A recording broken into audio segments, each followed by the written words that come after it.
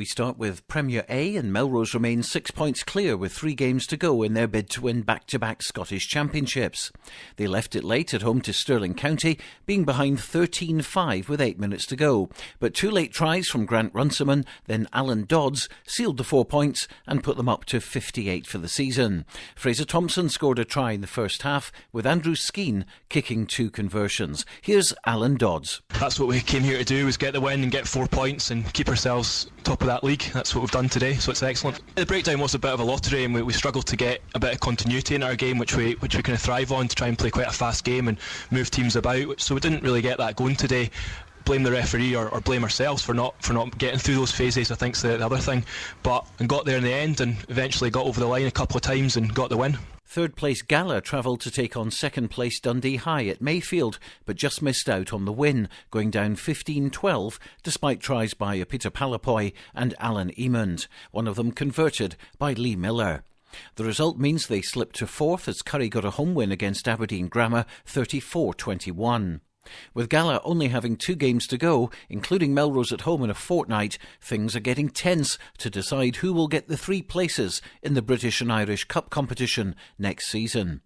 In the other Premier A game, Ayr lost 17-15 at Boroughmuir.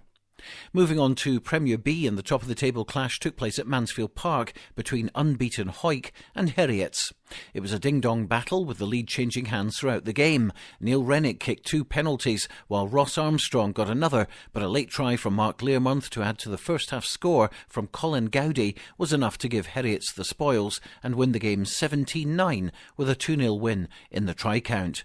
Hawick stay second. They're still on target for promotion, though, into the new 10-team Premiership next season. Skipper Bruce McNeil. Pretty disappointed with that, to be honest. We knew Heriots was there for the taking, and we just had to kind of be a bit more clinical there, and the final passes were their chances in that, but we just never managed to kind of finish them off. And to be fair to Heriots, they played a really good game there and put us under a lot of pressure, and they got points when they were in the red zone, and we never, so it's all credit to Heriots. Jed Forrest won 19-10 at Hamilton thanks to Ewan Scott, who scored all of Jed's points with a converted try and 4 penalties. It was another game where the lead altered several times, and it put the Border side back in contention as they've got 2 games in hand. Jed coach Darren Cunningham had this to say after the match. We knew it was going to be hard. We knew that they'd been thumped a couple of weeks ago by Heriots.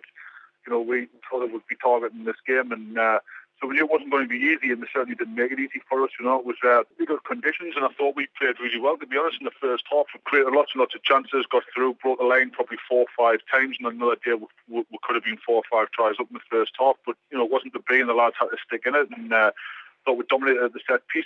So Heriots are top on 18, Hawick in second on 14, with Edinburgh Accies, who beat Watsonians 18-17 at Marside. They're third on 13. Stumell lost heavily at Glasgow Hawks to slip to 4th. Hawks are up to 5th, and Jed in 6th place with 9 points. Into Premier C, and Kelso go top after beating Biggar 25-15 in their final match at Poynter Park this season. It was also Kevin Utterson's last game at the Kelso ground as he finally retires at the end of the season. Kelso will play their final 3 games on the road. Their tries were scored by Greg and Richard Minto, plus Stuart Lowry, with Kieran Wilkinson scoring 2 conversions and 2 penalties. Here's coach Eugene Murnane. Yeah, satisfied with the overall performance. We played some good stuff in parts of the game. Today it was vital for home in today, because obviously there's 3 or 4 or 5 sides there underneath Selkirk in this division, and it's fairly nip and tuck. So obviously before today's game, I think Biggar were a point ahead of us. So I think it was vital today that we won the game, and hopefully it's given us a little bit more breathing space now, leading into the last 3 away games. No game for Selkirk, so they've still got 2 games in hand over Kelso, but Peebles will drop out of National Rugby, sadly, following their 27-5 home defeat to White Craigs. Donald Anderson scored Peebles' only try.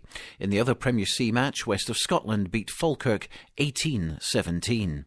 Into the National League, and congratulations to Hawick YM, who are promoted to the Championship, where they're likely to play the likes of Peebles next season. They're still second behind Musselburgh, but they've got a game in hand. They beat Garnock 39-7, while Langham lost at Musselburgh 50-16. Finally, the local results from the East League Division 1, Duns 14, Ross High 6, Lismore 8, Hawick Lundin 26. North Berwick 22, Berwick 19. Division 2 playoffs, Dalkeith 12, Hawick Harlequins 28, Dunbar 81, Earlston 0. Division 3 playoffs, St Boswell's 18, Inverleith 17, and the match between Walkerburn and RDVC was postponed. Next week, because of the international between Scotland and Ireland on Saturday at 5 o'clock in Dublin, there's not too many local games, so attention will turn to Jed Forest against Edinburgh Accies in Premier B at Riverside Park. If Jed are to get promotion, this is a game they really must win and a big crowd is expected. It'll be our featured game on both Radio Borders and Borders Rugby Television, so make sure you're down there next Saturday if you can. Selkirk are away at Biggar, Kelso go to West of Scotland, and in the National League, Hawick YM visit Kilmarnock, while Langham host Murrayfield.